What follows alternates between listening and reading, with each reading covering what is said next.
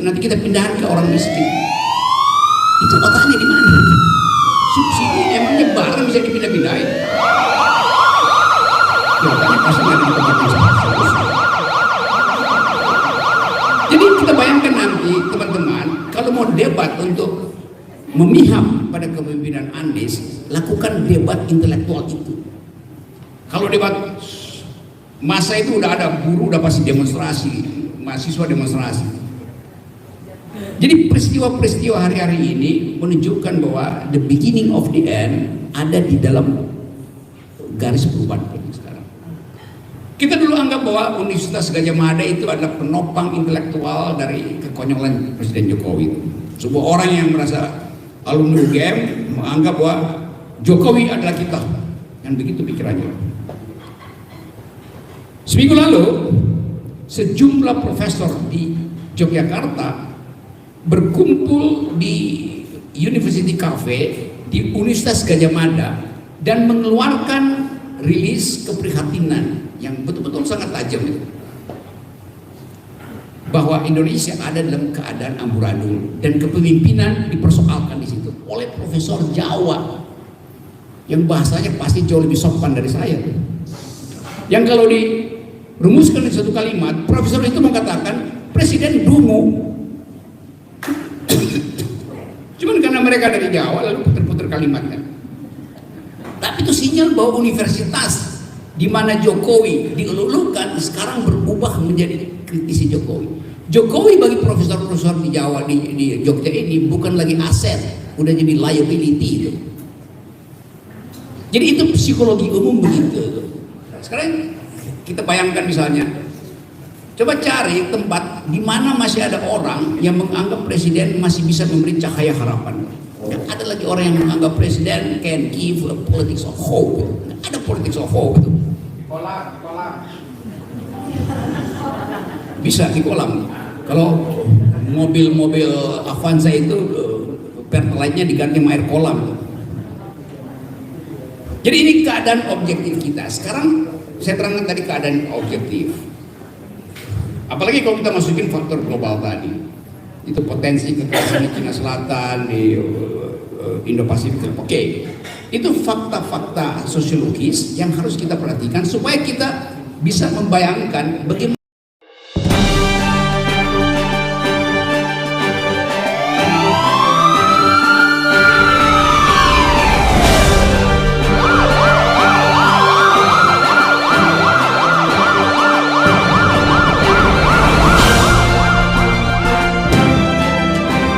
Assalamualaikum warahmatullahi wabarakatuh, kawan-kawan.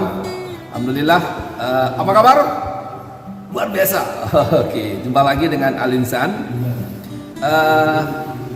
Kita alhamdulillah baru saja selesai diskusi publik ya, dan temanya luar biasa kan, menguji Capimnas 2024. Alhamdulillah para narasumber datang dan luar biasanya hadir juga adalah Rocky Gerung. Kita tahu bahwa no Rocky no party, betul nggak?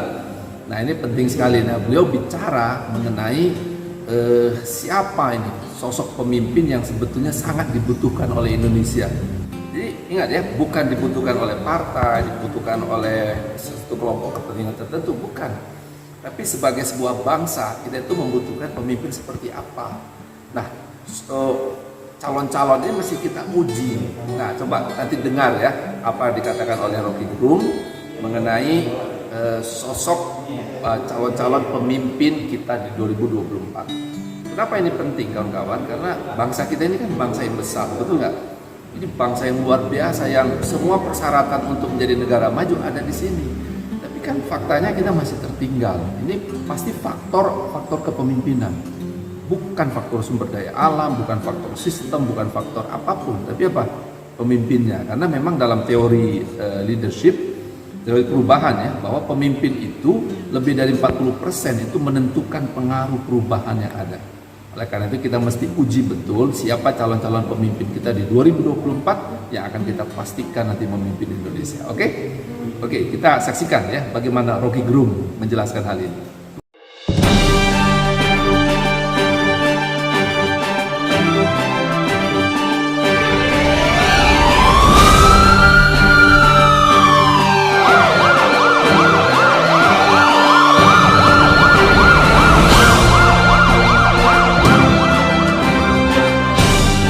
warahmatullahi wabarakatuh. Apa kabar? Luar biasa, gitu dong. Apa kabar? Apa kabar? Siapa kita? Al-Insan. Siapa kita? 2024 Anies Baswedan, Rocky Gerung.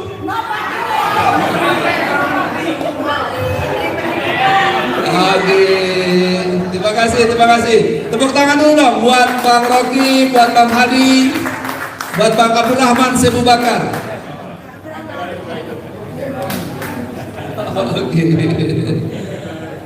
Oke. Bapak-bapak, ibu-ibu, teman-teman semuanya, kita akan coba mulai ya, dan kita bersyukur sekali pada siang hari ini. Kita mulai dulu dengan rasa syukur kepada Allah Subhanahu Wa Taala ya. Puji syukur kepada Allah Tuhan Yang Maha Esa yang memberi kita kesehatan, kehidupan, dan kita bisa berkumpul hari ini. Dan hari ini istimewa karena kita berkumpul sama orang-orang istimewa, betul nggak? Tepuk tangan dulu dong yang istimewa pertama buat Bang Rocky. Semua orang kenal Bang Rocky, betul? Gak ada yang gak kenal Bang Rocky Indonesia ini. Dan tidak ada yang tidak suka dengan Bang Rocky kecuali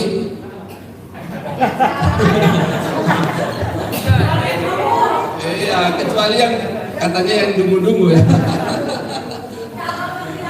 Oke ya. Hari ini kita mau dengar dari Bung Rocky tentang sesuatu yang sangat-sangat penting ya, karena kita ini relawan dari berbagai simpul ini, Bang Rocky. Kemudian kita juga live streaming, sehingga di belakang kita ini juga banyak yang menonton. Kemudian disiarkan juga oleh FNN, Egy Sujana Channel, Al-Insan Channel, 5 negara. Ya, boleh tepuk tangan dulu.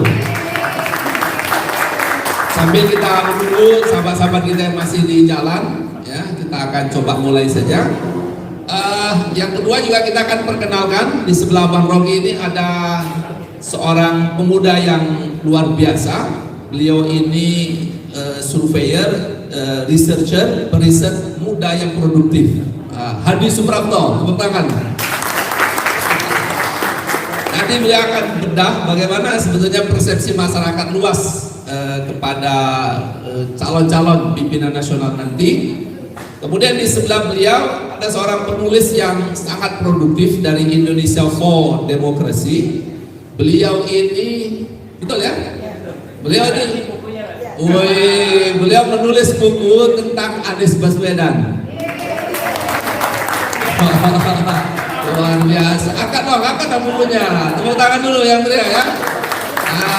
Beliau akan sharing nanti ya kepada kita semuanya. Bapak Ibu, Bang Rocky, Bang Abdurrahman Sebu Bakar ya, dan juga Bang Hadi, kawan-kawan semua, kenapa temanya hari ini menguji Capimnas 2024? Ya, saya sebagai host hari ini mencoba memberikan 3 pertanyaan dasar untuk kita. Tentu saja nanti Bapak Ibu teman-teman silahkan ditambahkan pertanyaannya. Pertama adalah, Indonesia ini bangsa yang hebat, betul tidak? Bangsa yang besar, sumber daya alamnya, sumber daya manusianya, ya, dan sejarahnya luar biasa. Tapi Indonesia ini sampai hari ini tertinggal kan? Apalah bedanya dengan Singapura, dengan Malaysia? Semua alamnya sama, tapi kita jauh sekali tertinggal. Dan gak berbanding sebetulnya sumber daya alamnya kalau dibanding dengan Korea Selatan, dengan Jepang. Tapi apa yang kita lihat sekarang, mereka jauh sangat maju dibanding kita. Nah, saya ingin kita mengkaitkan ini bukan soal ke sumber daya alam, sumber daya manusia, tapi siapa pemimpinnya. Betul kan? Nah, kita kenal misalnya dulu waktu restorasi Meiji di Jepang, tiba-tiba Jepang yang miskin diubah sama dia menjadi Jepang yang terbuka dan akhirnya menjadi modern seperti sekarang. Pak Chung Hee misalnya di Korea Selatan, tiba-tiba bisa mengubah negara miskin semiskin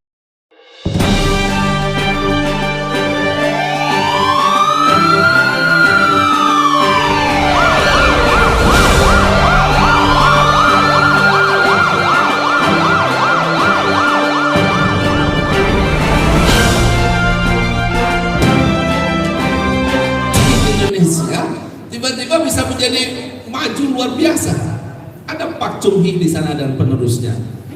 Mahathir Muhammad di Malaysia hari ini jauh per kapitanya melampaui Indonesia. Singapura, Lee Kuan Yew, nggak ada bedanya Singapura dengan Batam, tapi tiba-tiba pemimpinnya mampu mengubahnya. Tapi Indonesia sudah 7 presiden nih bang. Kok kita masih begitu-begitu aja ini? Apa ini masalahnya? Kenapa kita tidak menghadirkan pemimpin yang berkali berdunia untuk Indonesia? Padahal seharusnya kita sudah punya segalanya di situ. Nah ini pertanyaan pertama. Kira-kira gitu, Bang. Yang kedua, kalau kita mau lihat Indonesia ke depan, maka pertanyaan kita adalah apa sebetulnya tantangan yang dihadapi bangsa kita ini, sehingga tahun 2024 itu kita bisa menerawang apa yang seharusnya ada di Indonesia. Ya, kita mesti bisa memetakan tantangan yang akan kita hadapi sehingga kita bisa mendefinisikan pemimpin yang seperti apa yang cocok untuk Indonesia. Jadi maksudnya pemimpin yang mau kita pilih ini bukan yang dipaksa-paksa, dipoles-poles, dicitra-citrakan, bukan, tapi harus sesuai dengan yang betul-betul dibutuhkan oleh Indonesia sebagai sebuah bangsa di dunia. Nah, kalau kita bisa memetakan itu, maka kita bisa memilih siapa yang paling layak nantinya untuk memimpin Indonesia. Nah, pertanyaan ketiga adalah kira-kira siapalah sosok yang memenuhi tantangan dan peluang seperti itu. Dan hari ini, Masya Allah, tepuk tangan dulu dong sekali lagi untuk narasumber kita. Dan saya perkenalkan juga, tadi yang belum dikenalkan, beliau ini Ketua Umum Lintas Komunikasi Alumni Jerman. Beliau ini seorang lawyer, tapi juga yang saya kaget, beliau ini sahabatnya Dodi Al-Fayed. Almarhum. Kok bisa pula ya beliau pula di sini? Ya sahabatnya almarhum Dodi Al-Fayed. Ya, jadi saya banyak ngobrol sama dia. Ternyata beliau ini ketua umum jaringan lintas komunikasi alumni Jerman. Tentu saja nanti bisa memberikan pandangan, perspektif untuk kita semuanya. Bagaimana tentang kepemimpinan masa depan. Bapak Ibu, saya kira pengantar dari saya tidak boleh lama-lama karena yang kita tunggu adalah para narasumber kita. Tadinya saya berpikir dari Bang Abdurrahman dulu, tapi nggak tahu juga nih. Bagusnya mungkin Bung Rocky dulu ya, biar langsung dikeber sama Bung Rocky. Gak cocok ya? Oh, ada yang usul Rocky terakhir, tapi Bung Rocky hanya bisa sampai jam 3. Nah, sehingga kita maksimalkan dulu Bung Rocky. Dan ini bicara di hadapan jutaan orang. Jadi biarkan Bung Rocky yang berbicara kepada rakyat Indonesia. Siap-siap, pulpennya, handphonenya dibuka semuanya, dan langsung share masing-masing ke jaringannya masing-masing. Silakan dihidupkan handphonenya. Ya, kita dengarkan, kita cermati, dan nanti saya akan berikan kesempatan untuk teman-teman semua untuk bertanya apa saja. Oke? Saya kira cukup Bang pengantarnya. Oke, saya berikan mikrofon untuk Bang Rocky. Silakan Bang. Oke, terima kasih teman-teman. Mereka yang menginginkan perubahan, mereka yang membutuhkan figur kepemimpinan baru, mereka yang berharap bahwa Indonesia bisa ditemukan kembali. Karena sekarang dia hilang, jejak akademisnya hilang, jejak keadilan hilang, seluruh jejak hilang. Jadi kita kehilangan jejak tentang Indonesia. Dan kita ingin ada jejak baru. Ini satu contoh bahwa politik Indonesia sebetulnya sudah lama tidak diasuh oleh ide. Itu yang menyebabkan bangsa itu berhenti berpikir. Dan selama 7 tahun terakhir bangsa ini betul-betul jadi dungu karena dipimpin oleh orang yang tidak punya gagasan. Jadi dari segi itu kita dapat kontras. Pasti yang dibutuhkan publik, bandul itu pindah dari kiri ke kanan, dan orang cari ekstrim dari kedunguan itu apa? Ya kecerdasan. Orang ingin agar supaya pemimpin ke depan itu adalah kecerdasan terutama. Karena itu di dalam banyak isu yang ditanyakan ke saya bikin aja parameter saya sendiri bahwa pemimpin itu bukan soal elektabilitas, tapi yang pertama kali dia harus lolos etikabilitas. Artinya tidak korup, tidak bohongi mama, tidak pernah berpikir curang, itu namanya ethical yang diatur di langit parameternya. Lalu intellectuality itu kemampuan untuk mengucapkan pikiran dan memberi harapan dengan gagasan yang kuat ke masa depan gitu. Kalau itu udah lolos, baru kita bicara elektabilitas. Jadi urutannya jelas, ethicability, intellectuality, dan electability. Sekarang kalau kita taruh di situ, siapa di antara mereka yang ada di radar survei yang bisa memenuhi 3 kriteria itu? Ethicability, intellectuality, electability. Siapa yang ada di situ? Itu pertanyaan yang dengan mudah kita jawab. Siapa yang nggak masuk dalam kriteria itu kan? Itu intinya kan. Kalau kita lihat dipamerkan, wah ini survei ini Prabowo sekian persen, Ganjar sekian persen, Anies di bawah sekian persen, AHY sekian persen, Puan sekian persen. Di dalam kalkulasi saya, semua hasil survei yang belum bisa menerobos 40% itu artinya tidak punya potensi jadi presiden. Kecuali dia ganding wakil presiden. Kan logikanya seseorang itu jadi presiden kalau dia udah lewati 40%, belum pernah dalam sejarah Indonesia itu terjadi, kecuali masa SBY kedua. SBY kedua dia nggak peduli lagi. Ini Ramadan Pokhani selalu telat. Pas aku lagi ngomongin SBY kau masuk pula.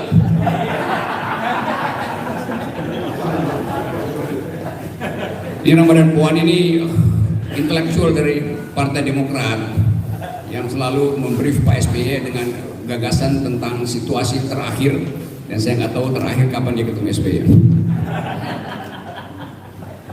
Saya terangkan tadi bahwa semua tokoh yang ada di dalam radar survei itu belum ada yang nembus 40%. Itu artinya tidak ada yang potensi jadi presiden, kecuali dia gandeng orang lain untuk nambah suara. Sama pada waktu Jokowi, dia mesti gandeng Ma'ruf Amin untuk dapat suara tambahan dari Muslim konstituen, dan ternyata gagal juga tuh.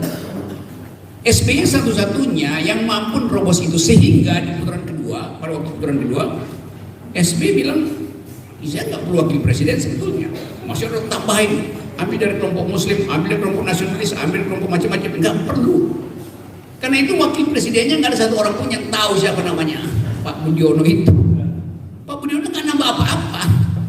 Karena SBY tahu dalam teori demokrasi itu begitu dapat 40%, buat lompat ke 47, lalu ke 51, lalu ke 60 itu cuma satu tarikan nafas. Jadi udah jelas bahwa SBY mampu untuk mengatur sendiri kabinetnya. Itu intinya. Nggak ada yang tarik-tarikan di situ. Yang sekarang masalah, karena ada barrier to entry yang namanya threshold 20%, sehingga orang mesti cari partner. Itu yang menyebabkan Puan Maharani itu kasak-kusuk kemana-mana. Dan kemarin dia dengan Pak Prabowo, karena BBM lagi naik harga jualnya, dia nggak naik mobil, dia naik kuda. Ya masuk akal karena BBM kan naik, jadi dia naik kuda aja. Jadi simbol-simbol itu menentukan kasak-kusuk itu. Pak Prabowo juga begitu, kasak-kusuk. Berupaya untuk masuk ke Jawa Timur, mau ambil regain Muslim politics yang kemarin hilang itu, agak susah. Meminang Kofifa misalnya. Yang lain juga begitu. Jadi peristiwa politik kita disandra oleh aturan yang konyol itu 20%, sehingga orang dipaksa untuk kawin kendati nggak saling mencintai. Kan itu yang terjadi kan? Jadi itu poin pertama, kita mau basmi itu. Sekarang kita masuk pada Anies Baswedan. Bisa nggak Anies terobos itu? Insya Allah.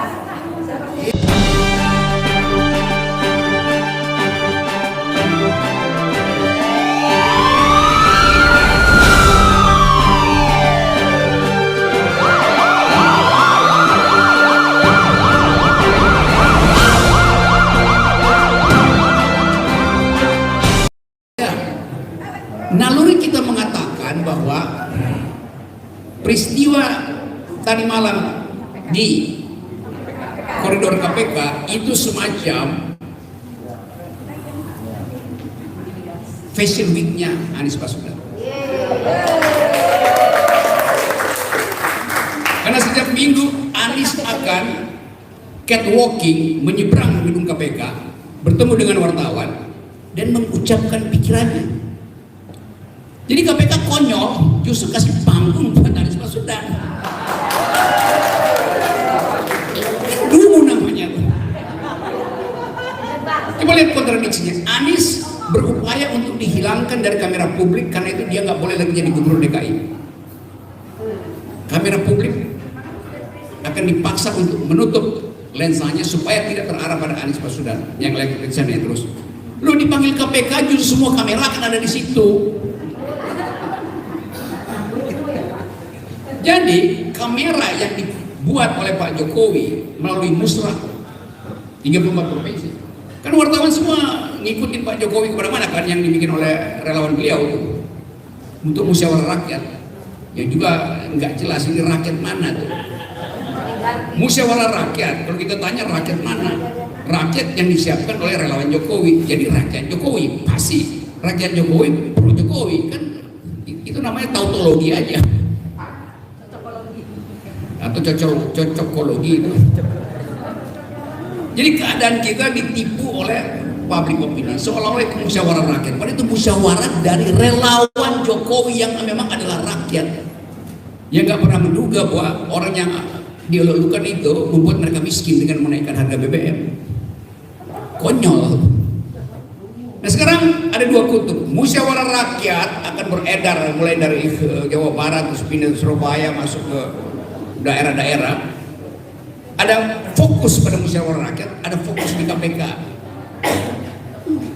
Pertandingan proporsionalitas sekaligus pertandingan narasi. Apa yang akan diputuskan di dalam musyawarah rakyat kalau harga BBM akhirnya mencekik rakyat? Apa yang akan diputuskan oleh KPK kalau setiap hari akan ada demonstrasi pro Anies Baswedan di KPK? Sama-sama kita lakukan catwalking, Anies Fashion Week. Kan jadi begitu kan? Itu namanya selalu ada kecelakaan sejarah yang menguntungkan mereka yang sedang dizolimi. Itu namanya hukum-hukum sosiologi yang dalam bahasa Arab namanya sunnatullah. Ya udah terjadi kan? Jadi kita harus siapkan satu peristiwa untuk mengunjungi Anies, tapi dengan catwalking tuh, nyebrang aja pelan-pelan. Gak usah banyak orang, 7 orang datang, nanti datang. Jadi fashion show bener-bener di situ. Saya usulkan begitu. Kita lihat jadwal Anies. Karena Anies Baswedan akan diganggu setiap minggu. Mungkin di ujungnya nggak akan dipidana juga. Tetapi itu akan dibuat sedemikian rupa supaya Anies itu lenyap dari daftar calon presiden. Hanya karena urusan Formula E yang saya tahu itu urusan akuntansi doang. Salah catat angka, salah masukin items. Tapi memang cuma itu yang akan dipakai. Pasti akan ada laporan BPK yang dipaksa untuk kasih tahu bahwa ada sesuatu yang tidak kredibel di dalam laporan keuangan soal Formula E. Tapi orang akan bandingkan, oke, Anies gak bersih dalam urusan akuntansi Formula E, bagaimana dengan Formula Sumber Waras, Formula W, bersih nggak? Formula pisang goreng. Orang ingat juga, oke, ada Formula E yang lain, yaitu Formula EKTP pada Ganjar, bersih nggak tuh? Jadi pertandingan moralitas akan ada di situ yang saya sebut tadi. Kecuali dibuktikan bahwa kekayaan Anies bertambah 300 kali sejak dia pimpin DKI. Dan kalau kita tagih-tagihan data, mana data resmi dari pemerintah untuk menunjukkan bahwa ada pencurian di dalam Formula E. Tadi pagi saya baca koran, BUMN datanya itu dicolong oleh hacker. Kominfo datanya dicolong oleh hacker. Jadi kira-kira ada 3 juta data yang lenyap sekarang. Mau dipakai buat apa itu? pasti dipakai buat mainan politik. Jadi dia colong sendiri sebetulnya. Tapi kalau itu pun dicolong oleh hacker, bodoh banget pemerintah. Hacker bisa nyolong. Dan kita akan tagih, data saya ada di situ, kenapa dicolong? Saya warga negara nitipin data pada Kominfo, kenapa dicolong? Kita bisa lakukan class action untuk nuntut kenapa data saya dicolong, mau dipakai buat apa data saya? Jadi sekali lagi politik kita ada dalam suasana itu. Nah sekarang kita lihat, bisa nggak pertanyaan tadi, politik elektoral ini berhasil di 2024? Saya justru ingin menghalangi itu terjadi, supaya ada wake up call bahwa tidak terjadi sirkulasi elit secara normal, maka terjadi secara abnormal. Itu yang akan membangkitkan gairah publik untuk kembali ke dalam politik. Kalau normal 2024, siapapun yang ada di situ, dia akan diasuh oleh oligarki yang sama. Kan itu yang bisa bayangkan. Nah karena itu, blessing in disguise, kalau Anies misalnya betul-betul ditawan oleh kepentingan kekuasaan yang cemas, maka Anies akan memimpin satu perubahan politik di luar sistem elektoral. Jadi itu yang saya bayangkan. Tentu teman-teman ingin agar supaya elektoral 2024 Anies masuk. Tapi bagi saya nggak mungkin Anies itu akan diundang masuk dalam sistem elektoral normal itu. Jadi bersiap-siaplah untuk mengatasi masalah itu secara abnormal. Itu logikanya begitu. Apakah abnormalitas itu akan berlangsung lama? Pasti. Kemarin mobil wakil presiden dihadang di Palembang itu. Sinyal apa itu? Kalau mobil menteri dihadang, oke, dia menteri. Ini wakil presiden. Itu artinya presiden juga dihadang sebetulnya di situ. Tapi kalau dia bukan presiden karena di situ wakil presiden dihadang mobilnya. Dan itu memang pertanda orang ingin menghadang Presiden Jokowi. Karena itu kan satu paket pemilihannya presiden dan wakil presiden tuh. Jadi yang kita sebut sebagai public distrust sudah terjadi. Orang nggak peduli lagi bahwa dia kiai yang pernah dielulukan di kalangan Muslim. Tapi kalau dia tidak berhasil untuk memberitahu bahwa dia pro demokrasi, pro pada keadilan, pasti emak-emak akan bongkar semua kasus itu. Nah, kalau kita bayangkan misalnya, apakah momentum kenaikan harga energi ini akan jadi pelicin untuk perubahan politik? Saya menduga iya. Karena masih ada momentum berikut misalnya. Bayangin misalnya 2-3 minggu lagi ada G20 di Bali. Itu artinya BNPT pasti akan dibawa ke Bali semua. Karena potensi terorisme pasti ada di situ. Karena Indonesia dalam keadaan amburadul, maka itu ada potensi kekerasan dihasilkan oleh pemain-pemain internasional tuh. Mereka yang ngumpulin teroris di Asia Selatan pasti udah turun ke Bali buat mengincar potensi merusak Indonesia. Polisi belum utuh, sulit diutuhkan karena kasus Sambo itu bisa masuk sampai sel terakhir dari kekuasaan. Jadi kita ada dalam ketegangan sebetulnya. Dalam keadaan itu kita bikin semacam ekstrapolasi. Berapa banyak Intel CIA, Intel KGB, Intel Mossad, Intel Safak yang ada di Indonesia hari ini, memantau keadaan real Indonesia yang dalam keadaan mulai terbakar. Bayangkan misalnya ketika Presiden Jokowi membuka pidato G20, lalu ditanggapi oleh Joe Biden yang kasih sinyal bahwa Indonesia berbahaya secara demokrasi karena masih ada Islamofobi. Bayangkan misalnya Putin mengungkapkan kekesalannya tentang tata cara diplomasi Indonesia dalam soal Ukraina.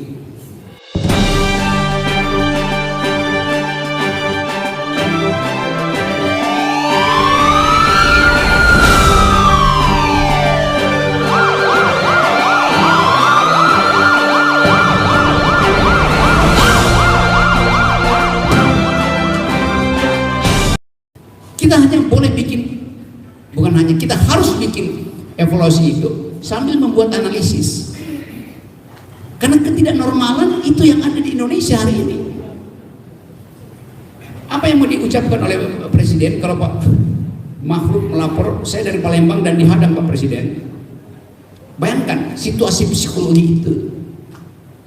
Bayangkan kalau demo jalan terus dan akhirnya IMF dan World Bank minta supaya Sri Mulyani mundur dari kabinet. Apa yang terjadi?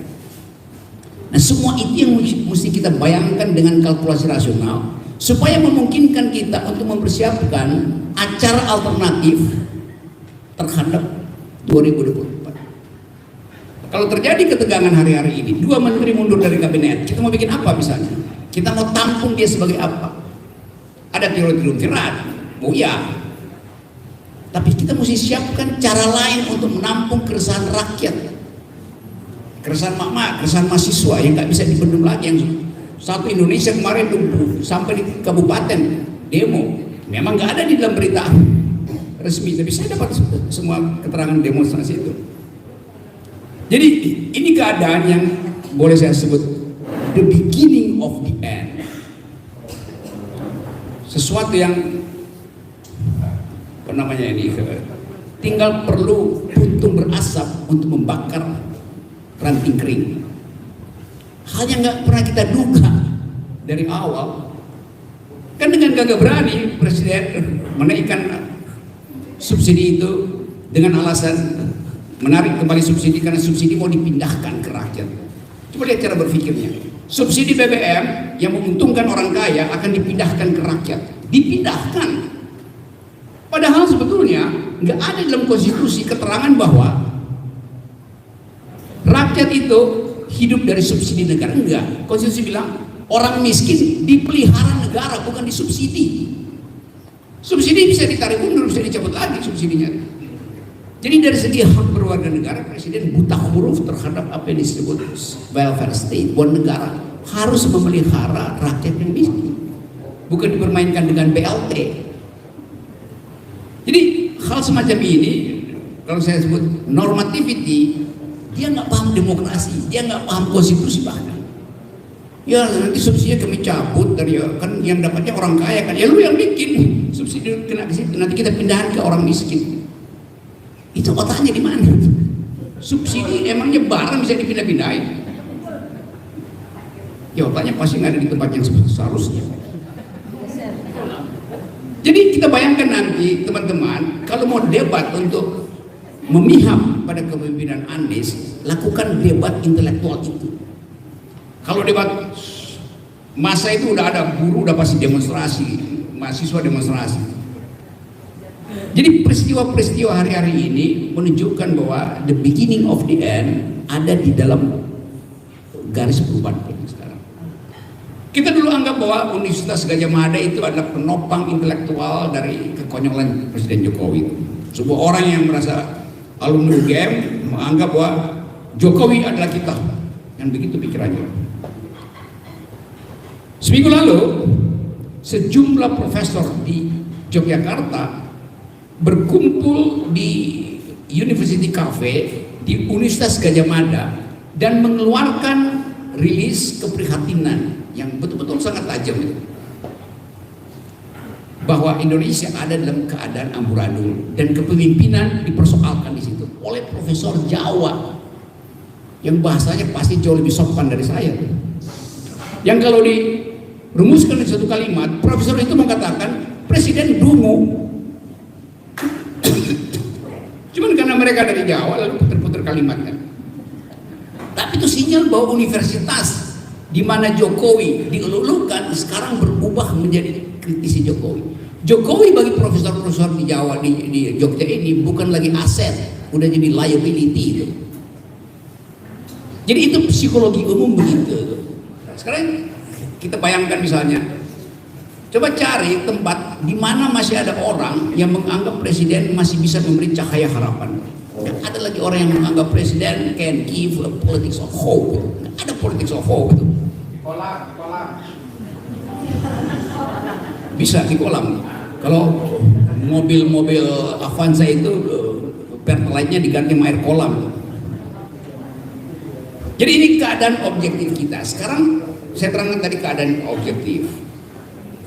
Apalagi kalau kita masukin faktor global tadi, itu potensi kekerasan di Cina Selatan, di Indo-Pasifik. Oke, itu fakta-fakta sosiologis yang harus kita perhatikan supaya kita bisa membayangkan bagaimana kalau tidak terjadi pemilu di 2024 karena peristiwa ini berakumulasi pada percepatan perubahan politik.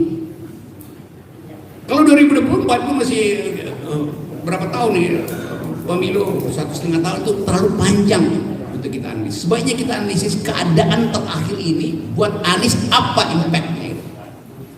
Tentu banyak orang ingin supaya Anies yang dideklarasikan aja oleh siapa misalnya. Ada orang nggak PKS deklarasi aja soal Anies tuh. Tapi itu bisa juga jebakan intelijen.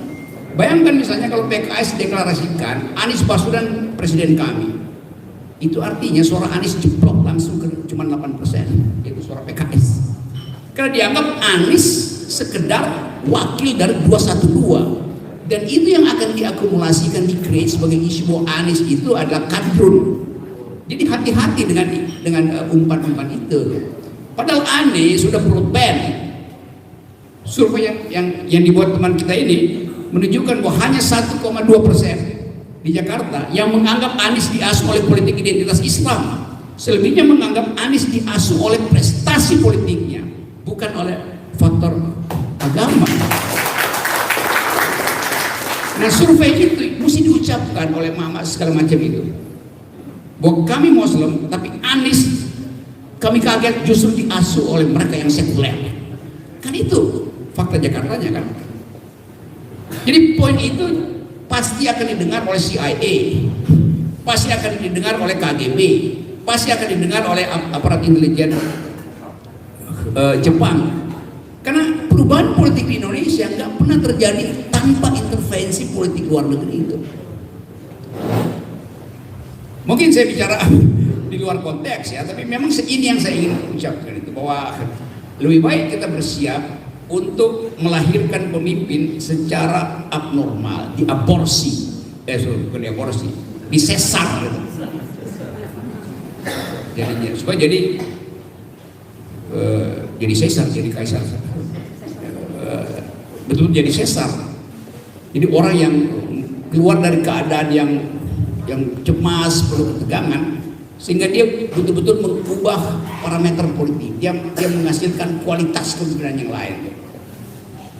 Nah, saya ingin uji, mampu nggak kita bayangkan itu? Kalau Anda membayangkan 2024 perjalanannya panjang dan itu akan banyak tipuan di situ tuh. Memang gairah kita adalah oke, Anies 2024, jadi kalau bisa dibuat sebelum 2024 kenapa enggak?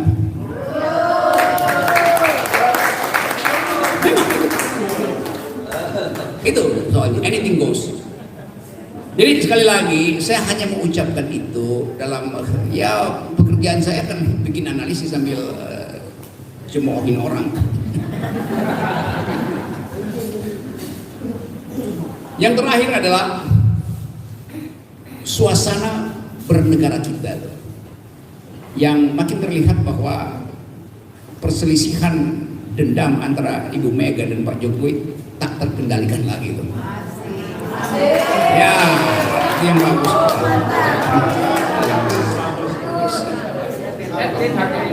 Coba lihat bagaimana Ibu Mega setelah mengolok-olok Pak Jokowi berupaya untuk perbaikan lagi, tapi Pak Jokowi balas dengan cara yang betul-betul telak, yaitu tidak mengangkat kader PDIP untuk jadi Menpan. Itu sinyal kuat. Kan berapa kader PDIP dari Pak Oli Dondo Kambe, Pak Baskara, Pak Hastot yang diusulkan buat gantiin kader PDIP, yang diangkat adalah Aswar Anas dari Jawa. Ya. Iya, tapi yang berkelahi justru dengan yang disingkirkan PDIP pada waktu itu. Jadi keadaan itu menunjukkan bahwa yang diminta oleh kekuasaan itu, atau lebih tepat yang diminta oleh presiden, atau yang lebih sublim lagi, presiden memberi indikasi.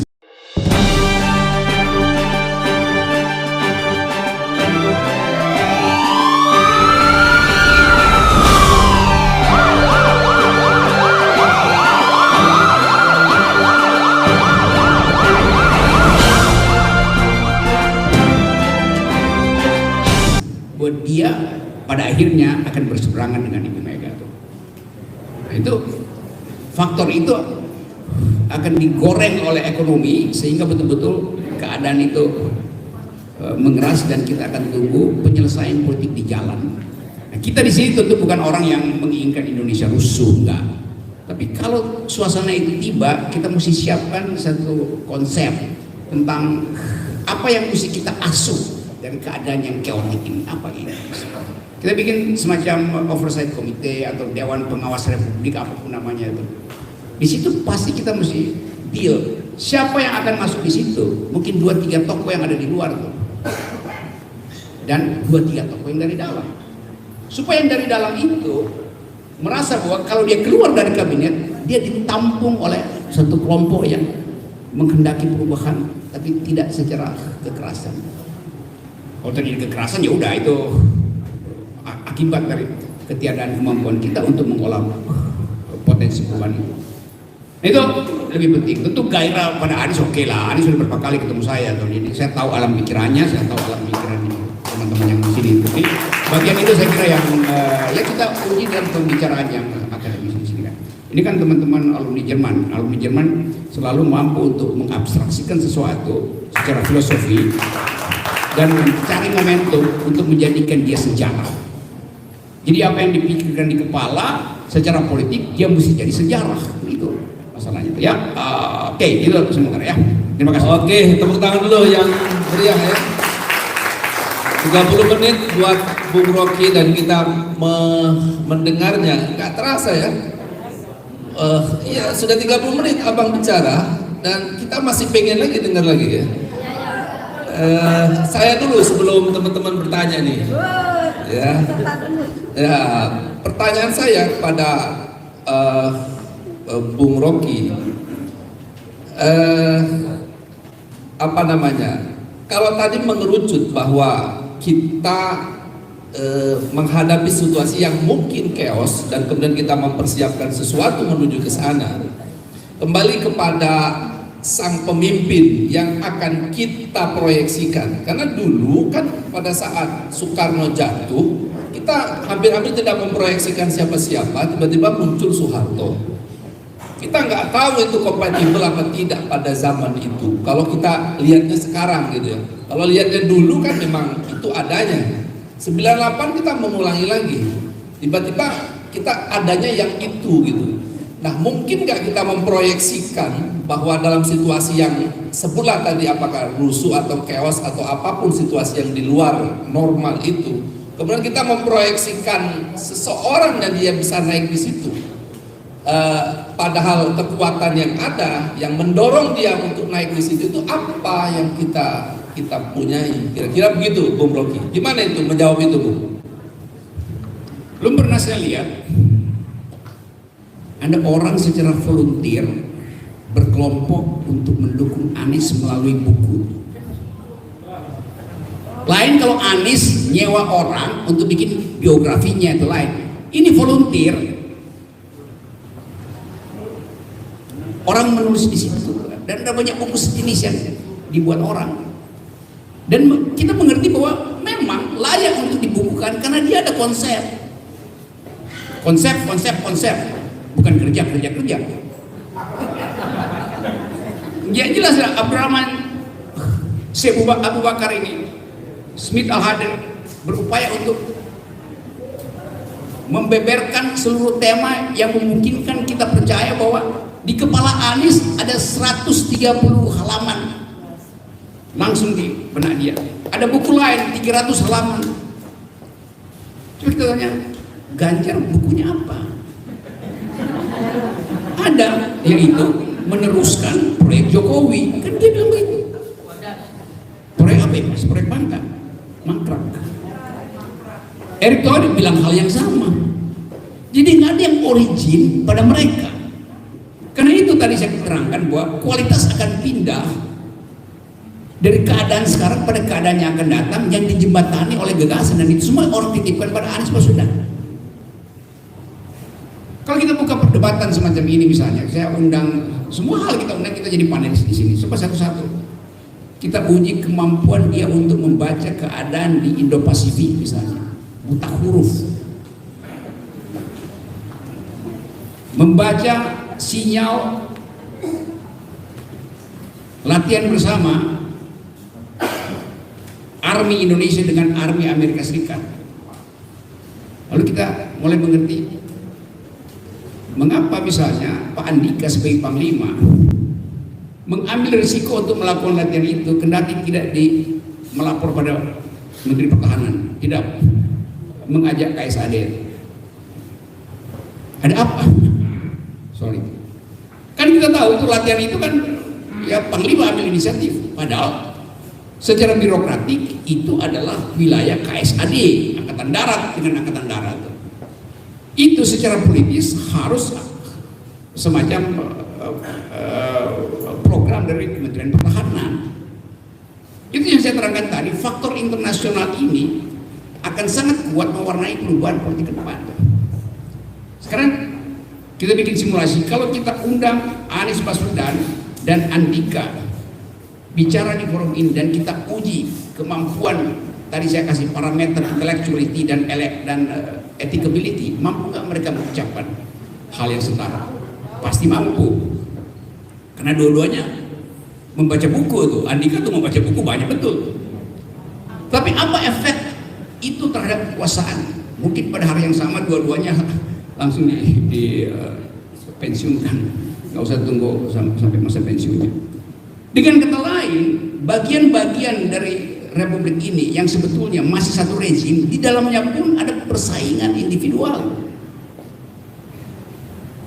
Pak Prabowo pasti sekarang dia udah kasih sinyal supaya siapa kemarin Cak Imin jadi wakil presidennya. Sampai sekarang nggak ada komentar dari istana. Sangat mungkin Pak Prabowo akan membatalkan lagi dengan Cak Imin karena Ibu Puan barusan berkunjung ke dia tuh. Jadi seolah kita mesti tunggu sinyal dari presiden. Semua kekonyolan itu terjadi karena tadi 20% threshold itu. Seandainya Anies udah selesai dapat partai yang akan mendukung dia, Nasdem dengan Demokrat atau segala macam itu, bagian Pak Jokowi udah selesai itu, KIB udah dapat, tinggal yang belum dapat adalah Gerindra dan PKS. Kalau menurut Gerindra 20%, enggak, Gerindra 19,3% electoral vote-nya. Anggota DPR-nya ya mungkin 20-25%, tapi nggak bisa juga karena puannya rendah. Maka terpaksa Gerindra akan tidur seranjang dengan PKS. Bayangin coba. Yang secara ideologi nggak masuk akal, tapi dipaksa kawin, dipaksa untuk tidur seranjang. Padahal masing-masing nggak punya birahi. Coba bayangin coba. Jadi itu konyol. Itu yang saya katakan. Kalaupun terpilih misalnya pasangan Gerindra, kita bikin aja thought eksperimen di kepala. Akhirnya Gerindra dan PKS memenangkan pemilu. Diumumkan 2024, 1 minggu kemudian bubar kabinetnya. Karena beda aspirasi, beda kimia di kepala. Itu yang saya katakan, kita mesti bongkar semua, bukan sekedar figurnya, tapi cara berpolitik kita yang mesti bisa ubah. Itu yang saya sedang usulkan. Seandainya terjadi kemacetan di dalam electoral politics, mesti ada non-electoral politics. Apa namanya? Saya lagi bikin gagasan LBP itu. Bukan Luhut Binsar Panjaitan, Liga Boykot Pemilu. Ya, dalam upaya untuk menggugah orang berpikir di luar sistem itu. Tentu orang akan bilang ini makar. Enggak, itu bukan makar. Liga Boykot Pemilu artinya kita tidak memakai hak untuk memilih alias golput, tapi supaya lebih keren bikin aja.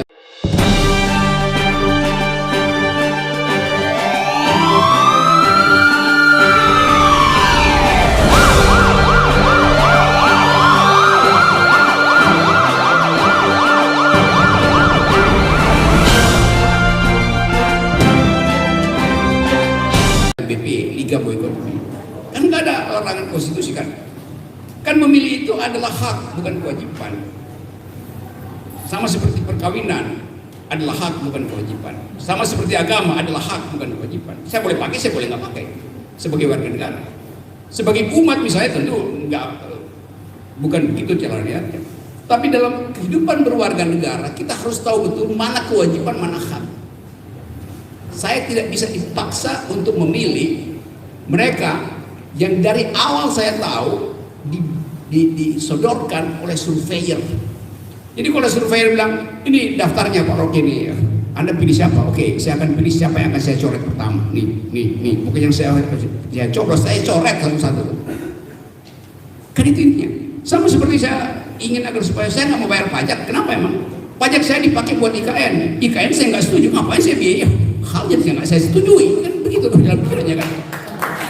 Karena apa coba? Anda nggak setuju, tapi Anda bayar pajak untuk bayar dipaksa pemerintah kan nggak masuk otaknya di mana? Kekuasaan itu maksa saya pajak kan. Pemerintah bilang oke, karena dia gagal bisnis to bisnis. Akhirnya IKN itu akan dibayar 20% oleh APBN kan? Oke. Dia pernah tanya saya enggak? Pak Rocky, Anda akan kami ambil pajak Anda untuk biaya IKN. Pak Rocky setuju nggak IKN? Saya nggak setuju. Berarti jangan ambil pajak saya dong. Itu pemerintah yang punya kesopan santun begitu, bukan malak. Maksa itu. Jadi logika itu kita terangkan pada publik supaya publik tahu bahwa ini pemerintah ini memang nggak punya gagasan, nggak punya konsep. Alias dungu. Terima kasih. Oke. Bapak Ibu dan kawan-kawan semuanya, kita habiskan untuk Bung Rocky dulu atau kita Habiskan dulu. Hah? Ini moderatornya demokratis bener nih, gimana? Jadi kita kasih kesempatan dulu pada kayaknya mereka rindu betul nih. Oke, 14.30 beliau akan jalan. Jadi kita kasih waktu 3 orang dulu. Tolong mikrofonnya. Singkat-singkat aja ya, singkat-singkat aja ya. Mana? Ini dulu, silakan. Sini aja ya. Ya. Baik, bismillahirrahmanirrahim. Assalamualaikum warahmatullahi wabarakatuh. Kita tahu bahwa Indonesia ini adalah negara yang kaya raya. Bahkan kata Quick Gindi itu nomor 2 terkaya di dunia setelah Amerika Serikat. Tetapi kenyataannya selama kita merdeka sampai hari ini, kita tidak pernah mengalami namanya kemakmuran yang berkeadilan. Pertanyaan saya, apakah salah kita, pemimpin kita yang 7 orang itu ya? Ataukah salah sistem? Artinya, jika besok dalam pemilu yang mendatang itu muncul satu orang sosok yang katakanlah sosok A, kemudian dia tetap melakukan sistem seperti yang selama ini dilakukan oleh 7 orang presiden, mampukah kita mencapai suatu kemakmuran itu? Jadi yang kita perlukan itu kita pilih pemimpin atau kita ganti sistem. Karena sistem yang selama ini kita jalani kan cenderung kapitalisme, dan yang sekarang ini malah cenderung kepada sosialis komunis. Yang kedua, tadi Bung Rocky bilang kita memerlukan sosok pemimpin yang lahir secara abnormal, sesat. Tentu kita memilih, tentu itu membutuhkan dukungan daripada masyarakat. Pertanyaan saya, siapa tokoh yang menurut Bung Rocky bisa mengkapitalisasi semua kekuatan umat ini? Terima kasih. Oke, yang kedua, Ibu ya. Nanti yang ketiga Bapak ya. Ya. Bismillah. Assalamualaikum warahmatullahi wabarakatuh. Terima kasih atas kesempatannya. Tadi yang sempat saya dengar dan saya catat adalah satu, saya setuju dengan diadakannya, istilahnya mungkin bisa diformulasikan kembali, satu Dewan Pengawas Republik. Memang saat ini saya merasa tidak ada rakyat atau people control, itu tidak ada. Fungsi itu mungkin bisa, artinya rakyat atau dalam hal ini diwakili dengan Dewan Pengawas Republik untuk mewatch pemerintahan yang sedang berjalan, yang kita rasa harus diperbaiki, bahkan mungkin memakzulkan presiden. Saya setuju, tetapi gini, mereka pinter Pak, mereka sudah membuat formulasi yang sistemized. Satu, mereka tidak ada GBHN. Padahal GBHN itu jelas garis-garis besar, artinya itu parameter keberhasilan presiden, baik dari sisi politik, ekonomi, budaya, dan sebagainya. Kalau mau memakzulkan, kan pasti ada parameternya, berapa persen ekonomi buruk kita minus gitu, itu sudah bisa dimakzulkan. Itu karena terus kemudian fungsi DBR ya jelaslah kita tahu mereka hanya expertise di mute dan unmute kalau menurut saya rakyat. Kemudian kalau soal Pak Anies udah jelas lah, saya warga Jakarta, saya puas dengan hasil kerja Pak Anies. Kemudian satu lagi adalah yaitu Pak, kalau saya mau memang sebelum 2024. Artinya kita harus punya time frame jangka pendek dan jangka panjang. Kalau mau sebelum 2024 berarti kita harus punya time frame jangka pendek, jangka panjang nih rakyat. Jangka pendek dulu, jangka panjang ya mungkin setelah 2024 bahwa tetap harus ada GBHN. GBHN mungkin namanya bukan GBHN lah, kalau mau bukan GBHN apa terserah. Yang penting semua pemimpin presiden ada parameternya yang jelas dan di watch dengan benar-benar termasuk rakyat mewatchnya. Terima kasih itu Pak. Oke, satu lagi ya, wakili Bapak ya. Oke, silakan. Terima kasih. Assalamualaikum warahmatullahi wabarakatuh. Nama saya Tata Jumantara. Ya, terima kasih atas pemaparannya yang saya kira cukup menarik sekali ya. Dari judul undangan ada di situ disebut bahwa tadi menguji Capimnas.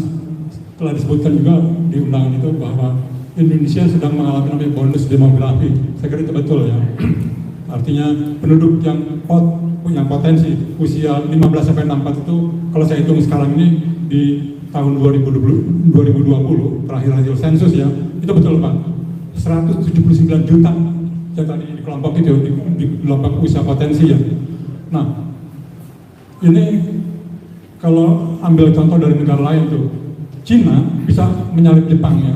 Karena tadi dia memanfaatkan bonus demografi saat ini ya.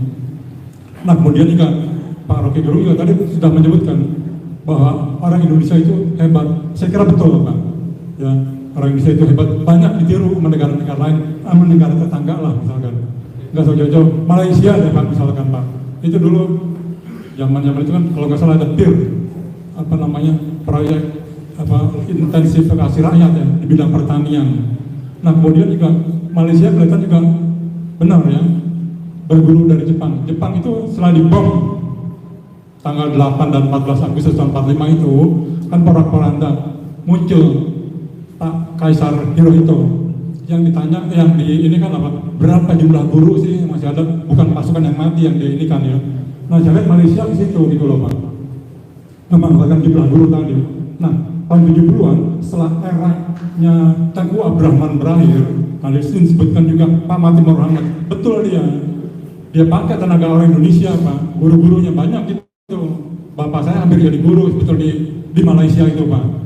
Berhasil dia, saking berhasilnya, bentar Pak, itu pertanian di Riau segala macam itu jatuh ke sawitnya banyak ke Malaysia gitu loh Pak.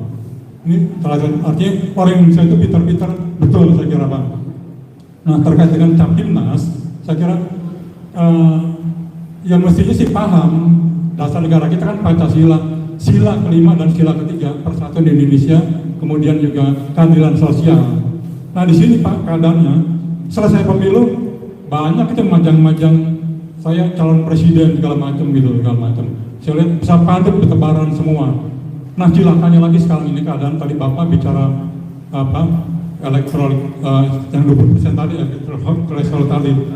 Kita nggak sadar bahwa tim ses yang sekarang itu, tim ses yang kemarin yang sudah sukses lah dianggapnya itu jadi pansel Pak untuk menentukan Bawaslu dan juga KPU-nya. Nah, kemarin aja gitu loh Pak, saya nggak tahu kerjanya Bawaslu ngapain, nggak ada tuh dari 800 ribuan TPS sampai 1 juta itu nggak ada masalah, saya lihat itu lancar-lancar aja semua. Padahal kan masalah banyak begitu Pak. Nah, inilah apalagi nanti kalau panselnya itu dibentuk oleh mantan tim ses gitu. Nah, ini saya kira menjadi perhatian kita semua. Saya kira itu aja deh Pak, nggak bisa panjang lebar karena memang dibatasi. Wassalamualaikum warahmatullahi wabarakatuh.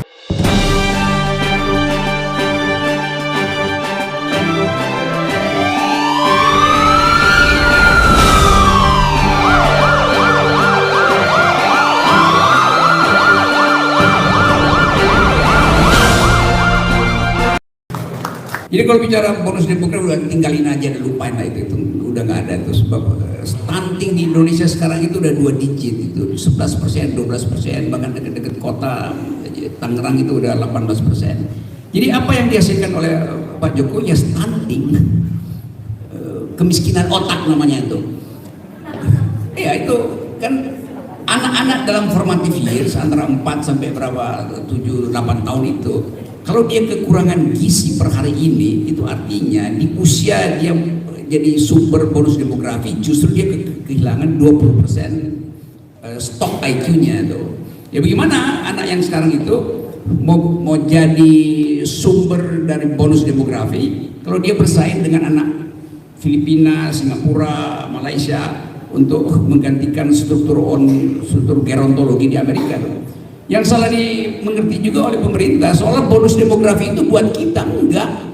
Bonus demografi itu disebut bonus karena kita punya daya intelektual, daya kapasitas SDM untuk menggantikan posisi-posisi di luar negeri pada rentang usia yang sama yang bebannya ke atas ke orang tua.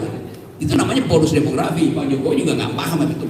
Masa bonus demografi buat dalam negeri? Nggak ada. Bonus demografi itu bonus untuk bersaing dengan luar negeri di tempat jauh dari kita, itu bonus demografi itu.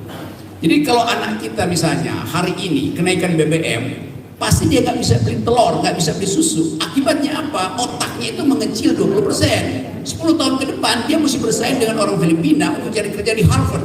Udah pasti drop gitu. Kalau cari kerja di sini ya nggak ada soal bonus demografi kan, karena di antara kita sama aja kan, dungu sama dungu yang ada, jadi nggak ada bonus di situ. Itu poin pertama tuh. Yang kedua tadi soal GBHN, kita mesti berpikir lebih, karena kita kesel dengan keadaan sekarang, kita anggap ini karena nggak ada GBHN. Bukan, kan presiden mengucapkan janji politiknya itu GBHN dia, itu yang kita uji. Jadi kalau dia gagal bukan karena gagal GBHN, karena memang dia nunggu, itu aja. Jadi kalau Anda ingin supaya ada GBHN, lalu debatnya apa nanti? Semua presiden akan sama proposalnya tuh. Anies Baswedan akan sama dengan Puan akan sama dengan Prabowo akan sama dengan AHY. Apa programnya GBHN? Lalu apa bedanya antara mereka tadi? Justru karena tidak ada GBHN, kita ingin uji kapasitas orang. Kalau GBHN nggak perlu ada pemilu, ngapain ada pemilu kalau nggak ada pertandingan ide itu. Nah itu konyolnya begitu. Jadi ini bukan soal GBHN, soal kapasitas berpikir seseorang. Kalau ada GBHN ngapain kita diskusi di sini? Nanti GBHN dibuatkan. Jadi semua presiden akan pakai standar GBHN itu. Itu bukan kompetisi presidensial. Sistem presidensialisme nggak boleh ada GBHN. Justru karena kita mau uji dia menjadi presiden, ide lu apa itu? Kalau dia salah dia bilang itu salah GBHN. Kenapa GBHN nggak Kenapa GBHN melarang saya untuk buat pikiran sendiri? Kan lebih konyol lagi nanti kan dalam pembelaan dia. Itu intinya. Jadi kita lakukan kontra pikiran, counter thought, counter pense kata orang Prancis. Jadi jangan ikuti gagasan macam-macam, nanti ada PPHN segala macam, apa itu apa pentingnya itu panduan itu. Yang jadi panduan ada nggak oposisi, karena hanya oposisi yang mampu mengendalikan kelakuan ugal-ugalan presiden, bukan GBHN. Itu pentingnya dalam demokrasi. Kita pastikan ada oposisi yang bekerja secara cerdas dan cermat, itu satu poin. Lo poin ibu tadi ini terlalu sosial enggak itu. Bedanya juga sosial dan politik. Saya juga mau kritik kebiasaan kita untuk ngutip-ngutip istilah itu. Keadilan sosial bagi seluruh rakyat itu prinsip sosialisme. Itu marxisme sebetulnya itu. Jadi yang kita tolak komunisme, bukan pikiran Marxis sebagai jalan pikiran keadilan. Itu bedanya. Jadi kalau tiba-tiba dikit-dikit sosialis komunis, itu juga saya kesel. Saya dosen mengajar Marxisme bertahun-tahun. Dan itu artinya pemerintah juga memang kayak istilah ini liberal. I am a liberal. Karena saya pro keadilan sosial. Liberalisme artinya kebebasan individu, bukan kepentingan individu, beda ya. Kepentingan individu namanya libertarianism, bukan liberalisme. Negara ini dibebaskan oleh paham liberalisme. Artinya artinya merdeka itu. Individu bebas itu namanya seorang liberal. Kalau Anda ada di Amerika, Anda bilang I am a liberal, artinya Anda kiri, bukan kanan justru. Kalau di sini liberal artinya kanan. Di Eropa I am a liberal artinya kanan. Itu partai konservatif, karena yang kiri partai buruh. Di Amerika yang kanan itu adalah partai Republik, yang kiri adalah partai Demokrat. Partai Demokrat pro social justice. Dasarnya apa? Kebebasan manusia, bukan kepentingan manusia. Partai Republik basisnya adalah libertarianisme, itu kanan. Partai Demokrat basisnya liberalisme, itu kiri. Itu. Indonesia menganut paham sosialis dari awal. Itu bedanya tuh. Jadi harus ada semacam buku kecil yang kita kantongi supaya istilah-istilah itu juga bersih kita ucapkan. Kan kita pemikiran Anies pasti ngerti apa yang saya terangkan itu. Jadi itu poinnya tuh. Demikian juga soal komunis macam-macam itu apa itu. Ya udahlah, itu hal yang ada dalam sejarah kita. Tapi kita lupa bahwa yang kita tagih adalah janji presiden di dalam kampanyenya. Itu yang kita tagih. Yang bohong ya udah dia bohong udah. Lalu kita proses, bisa nggak diproses? Nggak bisa. Kenapa? Karena partai dikuasai dia. Bagaimana supaya bisa ada oposisi, lembaga kan oposisi kan begitu kan? Jadi hal-hal itu simple, jangan bikin rumit karena kita marah pada keadaan lalu kita serampangan menganalisis. Itu pentingnya kita selalu kunjungi ide karena mereka konsepnya jelas ide. Jadi teman-teman sekaligus kita ajarkan masyarakat ini untuk tertib dalam membuat konsep. Banyak hal yang saya dengar ya, tapi kalau saya terangkan nanti orang kok Pak Rocky jadi liberal. Yang negeri ini negeri liberal, bukan dalam pengertian Amerika, bukan dalam pengertian Eropa, tapi dalam pengertian Amerika. Liberal artinya pro social justice. Itu intinya. Tapi itu udah masuk dalam pembicaraan dan nggak pernah dikoreksi, jadi udah susah untuk kita balikan itu. Yang siapa lagi yang belum saya jawab ya? Yang paling depan tadi, atau yang situasi chaos tadi itu siapa tokoh yang bisa mengkapitalisasi? Oke, jadi kita bayangkan ada situasi chaos.